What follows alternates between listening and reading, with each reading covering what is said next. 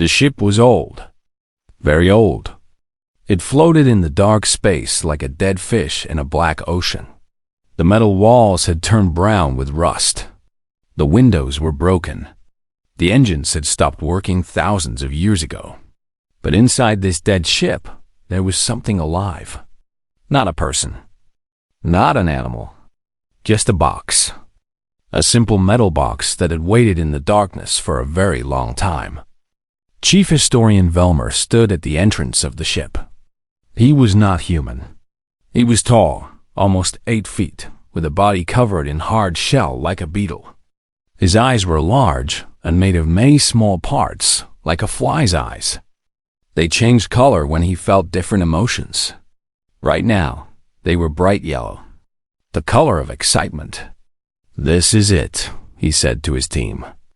"This is the greatest discovery of my career." His team was made of 12 different aliens. Some had tentacles. Some had fur. Some had no solid shape at all. They came from different planets across the galaxy. But they all worked together at the Galactic Historical Society. Their job was to study dead civilizations, to learn about species that no longer existed. And no species was more interesting than humans. Humans had lived on a planet called Earth. It was a small blue world in a quiet corner of the galaxy.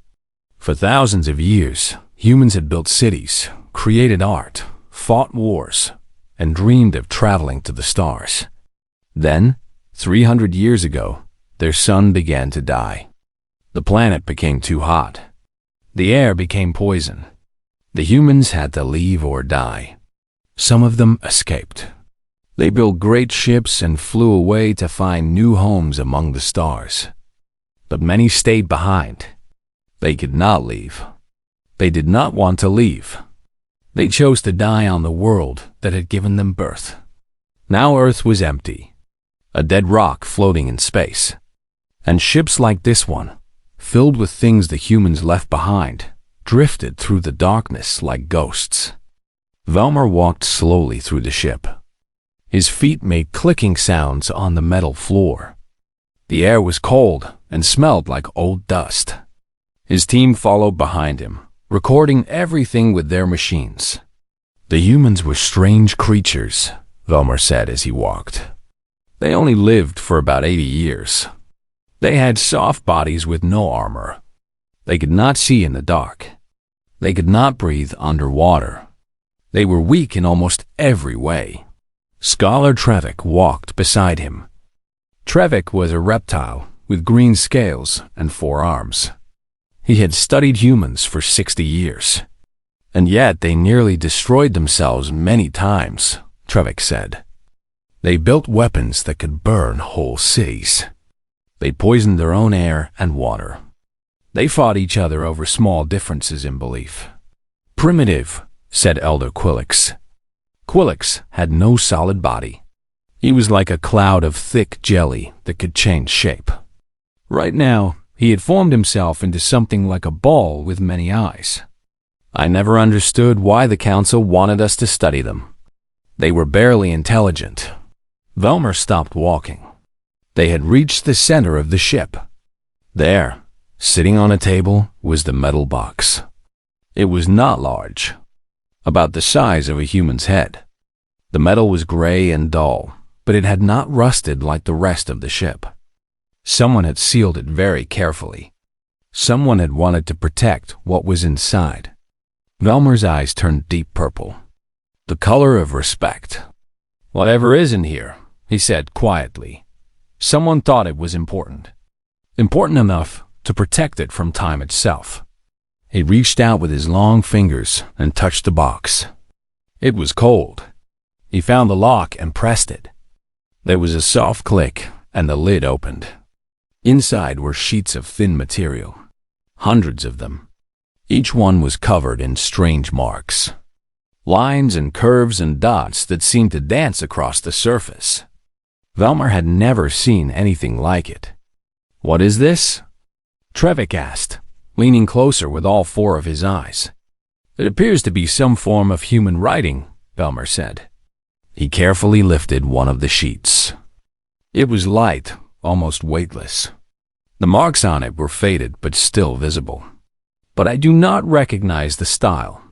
It is not like the human text in our databases. Elder Quillix formed a tentacle and pointed at the marks. Perhaps it is a code. The humans were known to hide their messages in secret languages during their wars. Possible, Velmer agreed. We will take it back to the station. Our computers will translate it. They packed the box carefully. They treated it like the most precious treasure in the universe. Because to historians, knowledge was more valuable than gold or jewels. Every word from a dead civilization was a gift. A chance to understand beings who no longer existed. The journey back to the station took 3 days. The Galactic Historical Society's headquarters was a massive structure that orbited a dying red star. It was shaped like a wheel, spinning slowly through space. Inside its walls were artifacts from 10,000 dead civilizations. Tools and weapons. Art and music. The last remains of species that had lived and died across millions of years. Velmer took the box directly to the translation chamber. This room held the most powerful computers in the galaxy. They could read any language, crack any code, understand any form of communication, from simple pictures to complex mathematics.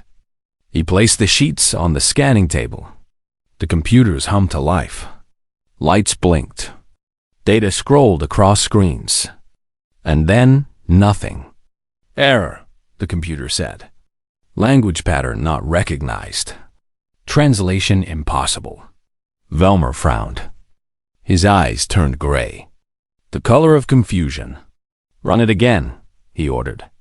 The computer tried again. And again. And again. Each time, the same result. Error. Language not recognized. Translation impossible. Trevik and Quillix arrived to watch. More scholars came. Soon the whole translation chamber was filled with the greatest minds in the galaxy. They tried every method they knew. Every algorithm. Every trick. Nothing worked. Days passed. Then weeks. Then months. The strange human writing remained a mystery. The greatest computers in existence could not read it. The smartest beings alive could not understand it. Finally, after 8 months of failure, Velmer called a meeting. His eyes were dim and tired. He had barely slept. He had barely eaten. This mystery was eating him alive. I am forced to make a conclusion, he said to the assembled scholars. This text is written in a human code that we cannot break. The knowledge it contains is lost forever. I recommend we classify it as incomprehensible and move on to other projects. The scholars nodded sadly. Another mystery. Another failure. Another piece of human history that would never be understood. But Elder Quillix had a different idea. Perhaps, he said slowly, we have been looking at this problem wrong. We have used our computers. We have used our minds. But we have not used the one resource that might actually help. Velmer looked at him. What resource? Quillix's many eyes blinked. A human. 6,000 light years away, in a part of space that most maps did not show, there was a ship called the Persistence. It was not a small ship. It was not a large ship. It was something in between, big enough to carry 12,000 sleeping humans, small enough to hide from anyone who might be looking. The humans on this ship had left Earth 147 years ago. They were running away from their dying planet, running toward a new home that might not even exist. Most of them were frozen in special beds that kept them alive without aging. They would sleep for hundreds of years until the ship found a safe place to land, but not everyone could sleep forever. Someone had to stay awake. Someone had to watch the machines. Someone had to make sure the ship did not fly into a star or crash into a rock. Today, that someone was Grace Kim. Grace was 32 years old. At least, her body was 32 years old. She had been born 147 years ago, but she had spent most of that time frozen. Now she was awake, and she would stay awake for the next 5 years before another person took her place. She did not mind being awake. She liked the quiet. She liked having the ship mostly to herself. And she liked her work. Grace was a linguist. That meant she studied languages, how people spoke, how they wrote, how they communicated ideas from one mind to another. Before she had left Earth, she had learned 15 different languages: English, Korean, Spanish, Mandarin, and 11 others that were no longer spoken by anyone alive. She also studied history. She wanted to understand where humans came from, what they believed, what they created, what mistakes they made. She believed that understanding the past was the only way to build a better future. Right now, she was sitting in her small room, reading an old book. The book was about ancient Egypt, about the pyramids and the pharaohs and the strange picture writing called hieroglyphics. For thousands of years, nobody could read this writing. It was a complete mystery. Then, in 1822, a man named Jean-Francois Champollion finally figured it out. He found a stone that had the same message written in 3 different languages. By comparing them, he broke the code. Grace loved this story. It reminded her that no mystery was impossible to solve. You just had to look at it the right way. A soft bell rang. The ship's computer wanted to talk to her. "Dr. Kim," the computer said. Its voice was calm and friendly. "You have received a message from Galactic Central. It is marked as urgent." Grace put down her book. This was strange. The humans on the Persistence did not talk to the aliens very often. The Galactic Union had allowed humans to join their community, but most aliens did not respect humans. They thought humans were weak and stupid. They called them children who had barely learned to walk. "Show me the message," Grace said. A screen lit up on her wall. On it was a face that was not human. It was Velmer, though Grace did not know his name yet. His beetle-like features filled the screen. His eyes were a polite blue color. "Greetings, human vessel," Velmer said. "I am Chief Historian Velmer of the Galactic Historical Society. We require assistance with a matter of translation. We have discovered an artifact from Earth. It contains text that we cannot read. We are willing to pay a substantial fee for any human who can help us understand it." Grace leaned forward. Her heart beat faster. An artifact from Earth? Text that aliens could not read? This was exactly the kind of mystery she lived for. "Computer," she said, "send a reply. Tell them I am a specialist in human languages and history. Tell them I am willing to help. Ask them to send me images of the text." The computer sent the message. A few hours later, a response came. It included pictures of the mysterious writing. Grace looked at the images for a long time. The marks were faded but clear enough to see. They flowed across the pages in long, connected lines. Loops and curves and dots that seemed to dance together like music. She smiled. She knew exactly what this was, but she did not tell the aliens. Not yet. She wanted to see their faces when she showed them the answer. "Computer," she said, "set a course for the Galactic Historical Society. I am going on a trip." The journey took 3 weeks. Grace spent most of that time studying the images.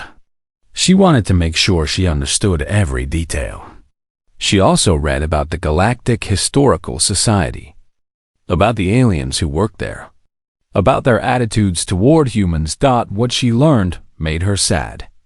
The aliens had studied hundreds of human artifacts, weapons, machines, buildings, but they always focused on the big things, the impressive things, the things that showed power and technology. They never seemed interested in the small things, the personal things, the things that showed what humans really cared about. They thought, Humans were primitive, violent, self-destructive. They looked at human history and saw only wars and disasters. They did not see the love, the hope, the dreams, the quiet moments of kindness that made life worth living. Grace decided she would show them something different. When she arrived at the station, she was not impressed. The building was large and cold. The halls were filled with objects from dead civilizations, displayed like trophies. Everything was organized and labeled and explained. But there was no feeling, no emotion. It was like a museum where everything was already dead and forgotten. Velmer met her at the entrance. He was even taller in person than he had looked on the screen. His eyes scanned her body with obvious doubt. "You are the human expert?" he asked. His voice made it clear that he did not believe a human could be an expert in anything. "I am Dr. Grace Kim," she replied. She kept her voice calm and polite. She had dealt with prejudice before. It did not bother her anymore. Specialist in human languages and history. "I have studied writing systems from every period of human civilization." Velmer made a sound that might have been a laugh. "We have computers that contain every piece of human writing ever recorded. They cannot read this text. What makes you think you can do better?" Grace smiled. "Because I am human. And sometimes that makes all the difference." Velmer's eyes flickered with annoyance. But he needed her help, so he said nothing. He turned and walked down the hall, expecting her to follow. Grace followed. She looked at the artifacts they passed.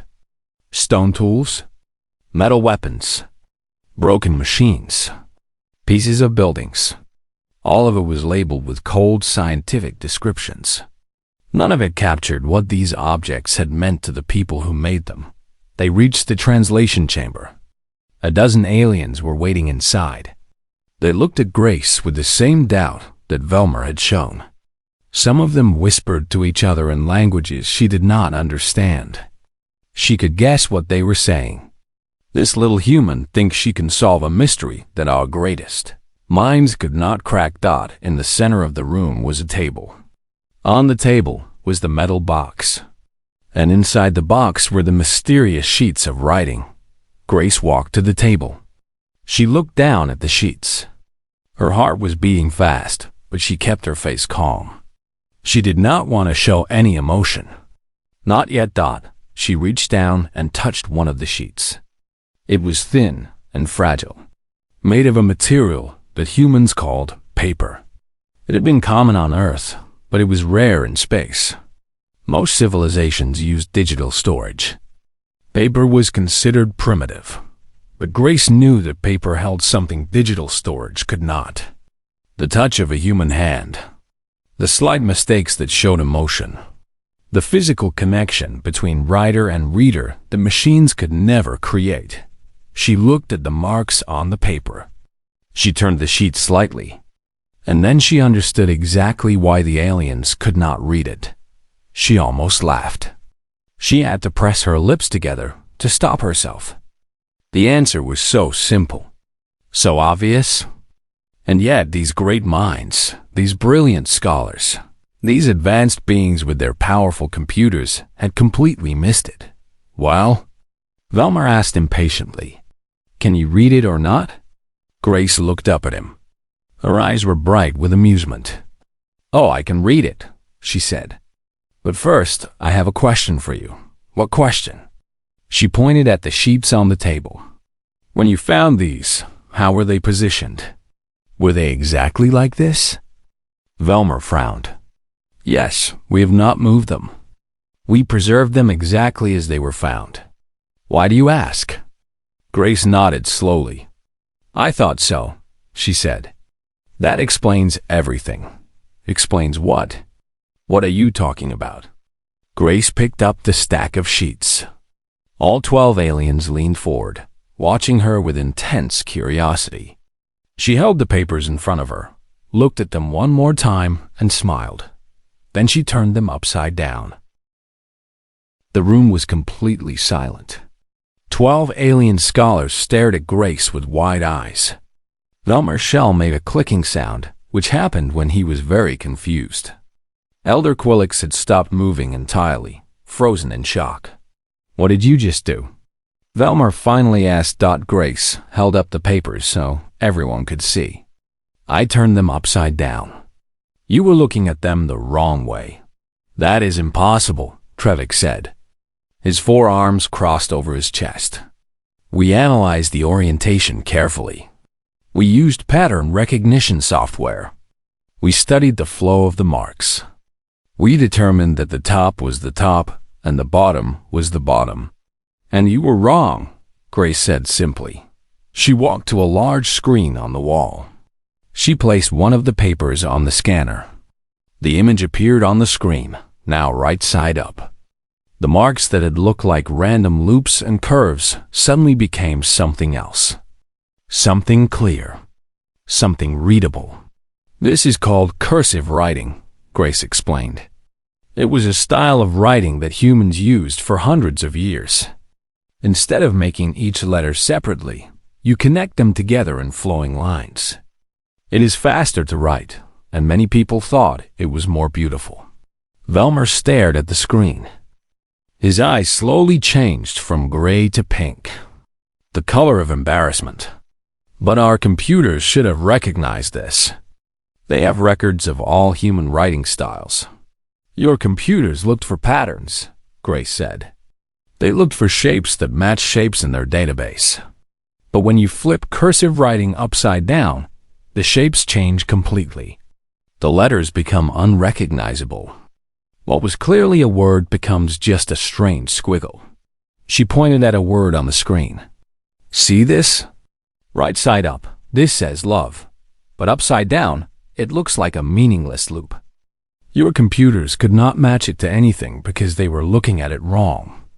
Elder Quillix finally moved. He formed several new eyes to look at the screen more closely. "We spent 8 months," he said slowly. 8 months of work. The greatest minds in the galaxy. And the answer was simply to turn it around? Grace nodded. "Sometimes the simplest answer is the right one. You were looking for something complicated. A secret code. An ancient mystery. But it was just normal writing, held the wrong way." Velmer was quiet for a long moment. His pride was hurt. He had called himself an expert on human artifacts. He had written books about human civilization. And he had made such a basic mistake. But he was also a true scholar. And true scholars cared more about truth than pride. "I owe you an apology, Dr. Kim," he said finally. "I underestimated you. I underestimated your species." This was a humbling lesson. Grace smiled gently. "There is no need to apologize. We all make mistakes. The important thing is that now we can read these documents. Now we can learn what they say." "Yes," Velmer agreed. His eyes turned bright yellow again, the color of excitement. "Please, Dr. Kim, read it for us. Tell us what the humans wrote." Grace turned back to the papers. She picked up the first one and began to read. As she read, her smile slowly faded. Her eyes became soft and sad. Her voice grew quiet. "It is a letter," she said. "A personal letter from a woman to her daughter." "A letter?" Trevik sounded disappointed. "Not scientific documents? Not historical records? Not military secrets?" "No," Grace said. "Just a letter. From a mother who missed her child." She began to translate, speaking slowly so everyone could understand. "My dearest daughter," she read, "it has been 6 months since you left on the colony ship. 6 months since I watched you fly away into the stars. I know you cannot receive these letters. I know the distance between us is too great. But I write to you anyway, because it makes me feel close to you." The aliens listened in silence. This was not what they had expected. They had thought they would learn about human technology or human wars. Instead, they were hearing the private thoughts of one ordinary woman, Grace continued reading. Today I planted flowers in the garden. Do you remember how you used to help me plant flowers when you were little? You always wanted to water them yourself. You would carry the heavy watering can with both hands, trying so hard to be helpful. I think of that every time I work in the garden now. Velmer's eyes had changed to a deep blue, the color of sadness. He had studied humans for decades, but he had never read anything like this. He had never heard a human voice so clearly. The neighbor had a baby last week, Grace read. A little girl. She has dark hair and loud lungs. When she cries, I can hear it through the walls. It reminds me of when you were a baby. You cried so much in those first months. I was so tired all the time. But I would give anything to hear that crying again. Grace's voice was shaking now. She was not just translating words. She was feeling them. This woman, Hannah Park, had lived over 300 years ago. She had stayed behind on a dying planet while her daughter escaped to the stars. And she had written letters that no one would ever read. Except now, someone was reading them. I am not afraid, the letter continued. I know what is coming. The scientists say we have a few more years before the air becomes too dangerous. A few more years before Earth becomes silent. But I am not afraid. I have lived a good life. I have loved and been loved. And my daughter is out there, somewhere, flying toward a new home. That is enough. That is everything. Grace put down the paper. Tears were running down her cheeks. She did not try to hide them. There are more letters? Elder Quillix asked quietly. Yes, Grace said. Hundreds of them. Written over many years. All from the same woman. All to the same daughter. She knew her daughter would never receive them, Velmer said. She knew no one would ever read them. Why did she write them? Grace wiped her eyes. Because humans are strange creatures. We do things that make no logical sense. We talk to people who cannot hear us. We write letters that will never be delivered. We love people who are too far away to touch. We do these things because they make us feel connected. Because the act of reaching out, even into empty space, is better than giving up. She picked up another letter. This one is from 2 years later. The woman's health is getting worse. The air on Earth is becoming poisoned. But she still writes. Grace read aloud. My daughter, I am sick today. The doctors say it is the air. They say many people are getting sick now. But do not worry about me. I am an old woman. I have seen enough. I have loved enough. I only wish I could see your face one more time. I try to remember it, but the details are fading. Were your eyes more brown or more black? Did you have a small scar on your left cheek or your right? These things used to be so clear. Now, they are like dreams that slip away when I wake. The aliens were completely silent. Some of them had stopped breathing. Others had changed colors that Grace did not recognize. She continued to read letter after letter, translating the words of a dead woman who had lived and loved and lost on a planet that no longer existed. Hours passed. Grace's voice grew tired, but she did not stop. She felt like she owed it to Hannah Park. This woman had written these letters hoping that someone someday might read them. And now, 300 years later, her wish was coming true. Finally, Grace reached the last letter. It was dated 2 days before the atmosphere of Earth became unbreathable. 2 days before Hannah Park died. This is the last one, Grace said softly. Are you ready? The aliens nodded. Even the most skeptical among them had been changed by what they heard. They had come expecting to study an artifact. Instead, they had met a person. A real person with real feelings who had lived and died so long ago. Grace began to read the final letter. And as she read, even the cold metal walls of the station seemed to grow warm with the love of a mother for her child. Grace held the last letter carefully in her hands. The paper was old and fragile. The ink had faded to a light brown color, but the words were still readable. The love behind them was still alive. She took a deep breath and began to translate. My dearest daughter, this will be my last letter to you. Not because I am giving up, but because I have said everything I need to say. 20 years of letters. 20 years of talking to you across the stars. It has been the greatest gift of my old age. Grace paused. The room was so quiet that she could hear the hum of the station's engines far below them. 12 aliens watched her with complete attention. They had forgotten their research. They had forgotten their pride. They were simply listening. The sky outside is orange now, Grace continued reading. It used to be blue, do you remember? When you were little, you would lie in the grass and watch the clouds. You would point at them and tell me what shapes they looked like. A rabbit. A ship. A dragon. I miss those days. I miss them more than I can say. Velmer's eyes were deep blue, almost purple. He had studied thousands of artifacts from Earth. Weapons that could destroy cities. Machines that could travel between stars. But none of them had touched him like these simple words from an ordinary woman. I want you to know something, Grace read. I want you to know that I am proud of you. Not because of what you have done or what you will do, but simply because you are my daughter. Because you exist. Because somewhere in this universe, a part of me is still alive in you.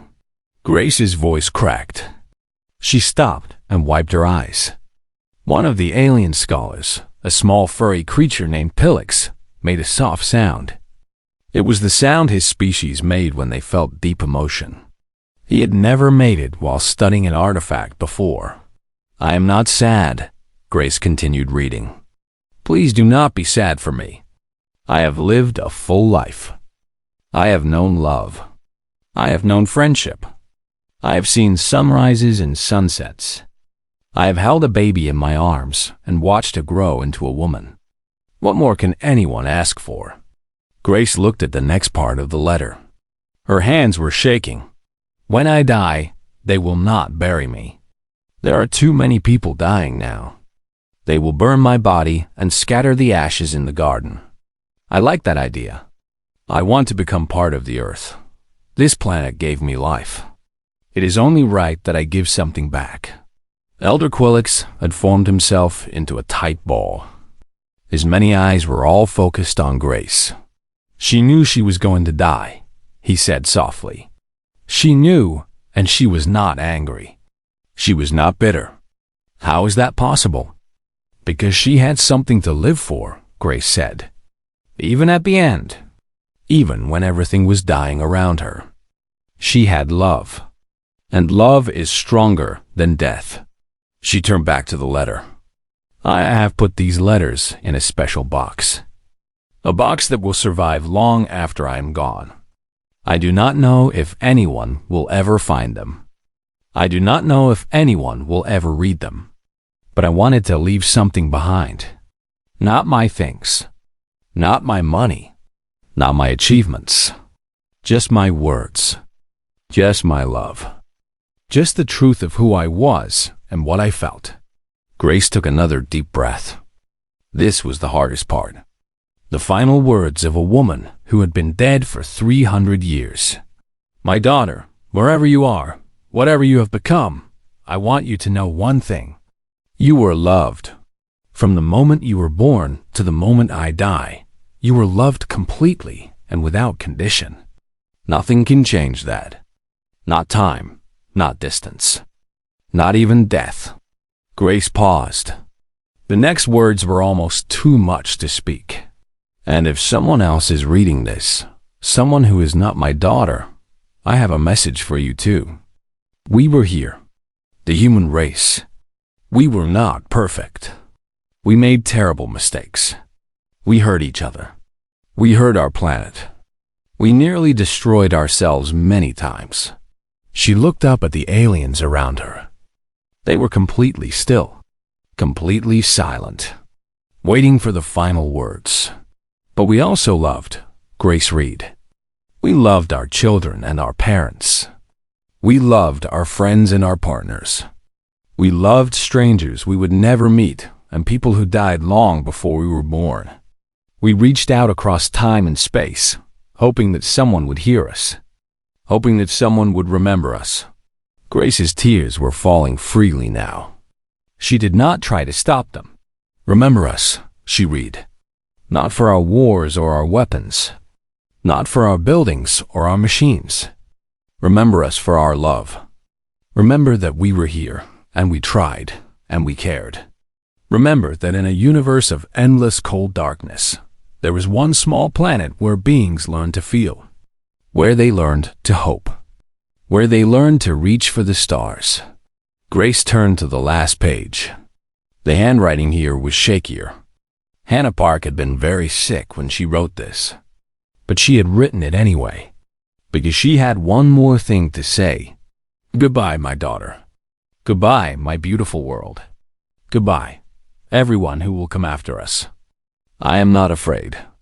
I am going to sleep now, and I will dream of blue skies and green grass and the sound of your laughter. And when I wake up, wherever I am, I will look for you. I will always look for you. Grace read the last line in barely a whisper. All my love, forever and always, Mom. The letter ended. Grace carefully placed it back in the metal box. Her hands were trembling. Her face was wet with tears. She had read many old documents in her life, but none had ever affected her like this. For a long moment, no one spoke. The aliens sat in stunned silence. They had expected to solve a puzzle. They had expected to unlock a secret. Instead, they had met a human being. A real, complete, feeling human being who had lived and loved and died on a planet they had never visited. Velmer was the first to speak. His voice was different now, softer, more humble.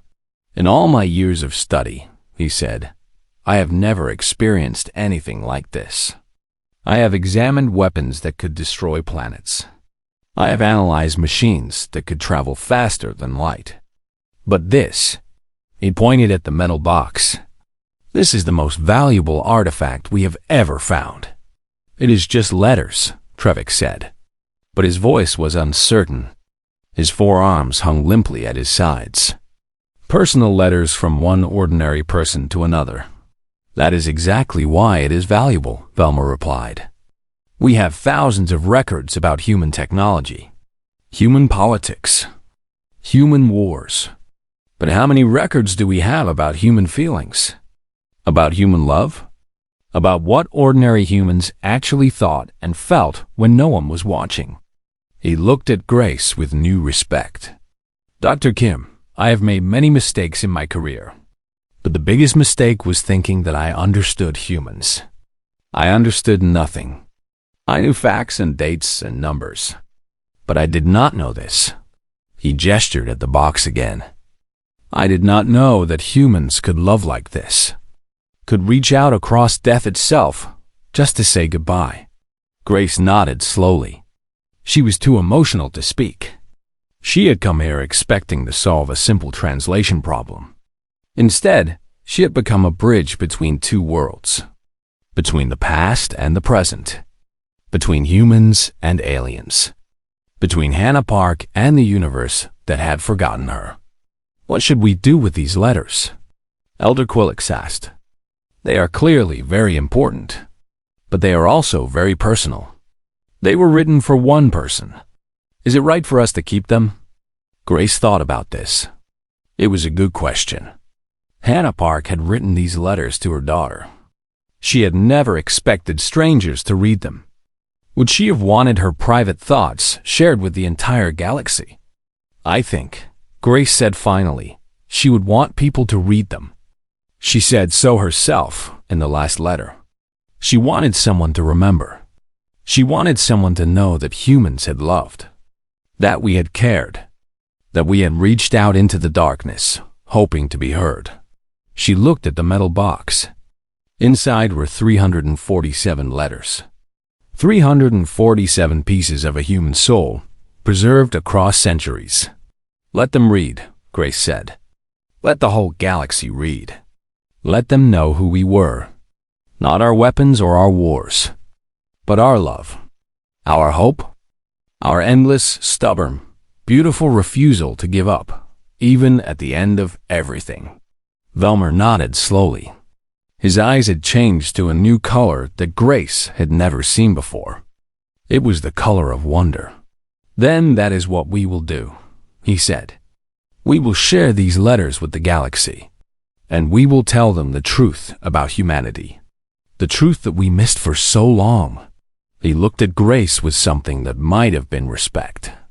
Or maybe even friendship. Thank you, Dr. Kim. Thank you for showing us what we could not see. 1 year passed. Then 2. Then 5. The letters of Hannah Park spread across the galaxy like seeds in the wind dot at first. Many aliens did not understand. They read the translations and felt nothing. The words were strange to them.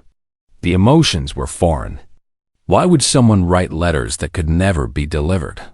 Why would someone talk to a person who could not hear? It made no logical sense. But slowly, things began to change. On a water planet called Delvia, a young alien read the letters and began to cry. She had never cried before. Her species did not have tears. But something inside her broke open, and water flowed from her eyes for the first time in her life. She did not understand what was happening to her. She only knew that she felt something new, something deep, something that hurt and healed at the same time. On a gas giant called Tremor, an ancient being who had lived for 10,000 years, finished reading the final letter and sat in silence for 3 days. When he finally spoke, he said only one thing. I have seen stars born and die. I have watched civilizations rise and fall. But I have never understood beauty until today. On a station orbiting a black hole, a group of scientists sunk their research to discuss the letters. They argued for hours about what they meant. Some said the letters proved that humans were weak and emotional. Others said they proved that humans were strong in ways that other species could not measure. The argument was never settled. But the scientists kept talking about it for years. Grace Kim watched all of this from the persistence. She had returned to her ship after the translation was complete. She had work to do, a colony to protect, a future to build. But she kept in contact with Velmer. He sent her messages about how the letters were affecting the galaxy. You have started something, Dr. Kim, Velmer wrote in one message. I do not know if it is good or bad, but you have changed things. People who never thought about humans before are thinking about them now. People who dismissed humanity as primitive are reading these letters and feeling confused. They do not know what to do with emotions they have never experienced. Grace smiled when she read this. She knew exactly what was happening. The galaxy was learning to feel. It was learning that intelligence was not the only thing that mattered. That power was not the only thing worth having. That sometimes the smallest and weakest creatures had something precious that the strongest ones lacked. Love. 5 more years passed. Grace was older now. Her hair had some gray in it. Her face had new lines. But her eyes were still bright. Her mind was still sharp. And her heart was still full. One day, she received a message from Velmer. He had news that made her drop everything and read carefully. Dr. Kim, the message said, I have found something. Something impossible. Something wonderful. You must come to the station at once. Grace did not hesitate. She told the ship's computer to change course. 3 weeks later, she arrived at the Galactic Historical Society. Velmer was waiting for her at the entrance. His eyes were a color she had never seen before. Bright gold mixed with deep blue. Excitement and emotion combined. What did you find? Grace asked. Velmer said nothing. He simply led her through the station, down corridors she had never seen before. Finally, they reached a small room. Inside the room was a table. On the table was another metal box. "We found this 6 months ago," Velmer said. "On another ship. From the same time period as the first one. We almost did not open it. We thought it would be more weapons or tools. But then we remembered the letters. We remembered to look more carefully." He opened the box. Inside were more papers. More writing. But this time, the handwriting was different. "It took us months to translate," Velmer said. "We had to be careful. We had to get it right. But finally, we understand what we have found." Grace looked at the papers. Her heart was beating fast. "What is it?" Velmer's eyes glowed brighter. "Letters. From Hannah Park's daughter. Written over 20 years. Addressed to her mother on Earth." Grace stopped breathing. She felt like the floor had disappeared beneath her feet. "The daughter survived," Velmer continued. "She landed on a new planet. She built a new life. She had children and grandchildren. And she wrote letters too. Letters to a mother she knew could not receive them. Letters that no one would ever deliver." He picked up one of the papers and handed it to Grace. "Read it," he said softly. Grace's hands were shaking as she took the paper. The handwriting was neat and careful. The words were simple and clear. "Dear Mom," she read aloud. "It has been 10 years since I left Earth. 10 years since I said goodbye to you and Dad and everything I knew. Some days, it feels like yesterday. Other days, it feels like 1,000 years." Grace had to stop. Her eyes were blurring with tears. "I think about you every day," she continued reading. "I wonder what you are doing. I wonder if you are still alive. I wonder if you think about me too. I know I will never get answers to these questions. I know the distance between us is too great. But I talk to you anyway, because it makes me feel close to you." Grace looked up at Velmer. She did the same thing. The daughter did the same thing as the mother. "Yes," Velmer said. "Across thousands of light years. Across years of silence. They both wrote letters that would never arrive. They both reached out into the darkness, hoping to be heard." Grace kept reading. Letter after letter. Year after year. The daughter grew older. She had children of her own. She told her mother about them. She described their first steps, their first words, the first days of school. She wrote about her new planet, about the blue-green sky and the purple grass and the strange birds that sang at dawn. And in every letter, she said the same thing. "I miss you, Mom. I love you. Mom, I hope you are okay." When Grace reached the last letter, she was crying so hard she could barely see. The daughter was old now. Her own children had grown and had children of their own. She was writing from a hospital bed, knowing she did not have long to live. "Dear Mom," the last letter said, "I am 92 years old today. I have lived a good life. I have been loved. I have been happy. But there is not a day that goes by when I do not think of you. Not a day when I do not wonder if you found peace at the end. Not a day when I do not imagine your face smiling at me from across the stars." Grace read the final words through her tears. "I am going to sleep soon, Mom. A long sleep that I will not wake from. But I'm not afraid, because I know that wherever I go, you will be there. You will be waiting for me, and we will finally see each other again. After all these years, after all this distance, we will be together. All my love, forever and always. Your daughter."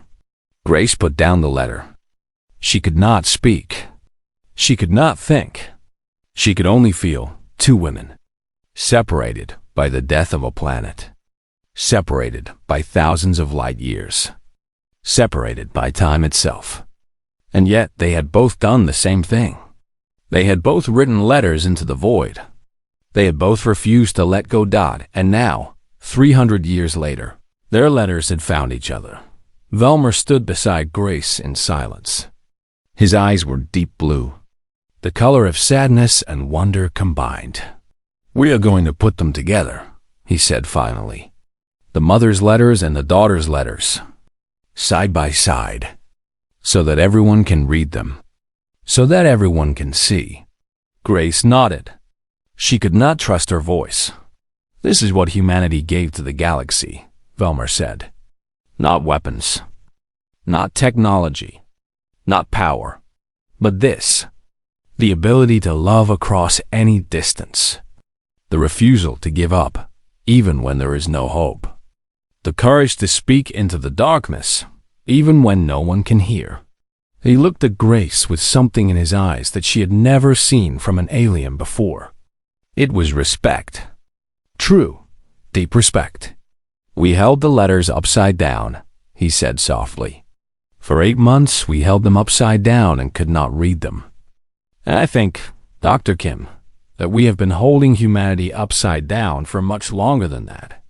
We looked at your wars and saw violence. We looked at your mistakes and saw stupidity. We never thought to turn you around. We never thought to look at what you truly were." He gestured at the 2 boxes of letters. "Mother and daughter, connected across death and time. This is what you truly are. This is what we missed. I think, perhaps, it is the most important thing in the universe." Grace smiled through her tears. She reached out and touched the letters gently. Paper that had survived for centuries. Words that had crossed the stars. Love that had never died. "That is the thing about humans," she said softly. "You can study us forever and never understand us. You can analyze our technology and our history and our biology. But if you want to know who we really are, you have to read what we write when no one is watching. You have to see our love." She picked up 1 letter from each box. "Mother and daughter, side by side. And it helps," she said with a small smile, "if you hold it right side up." The end.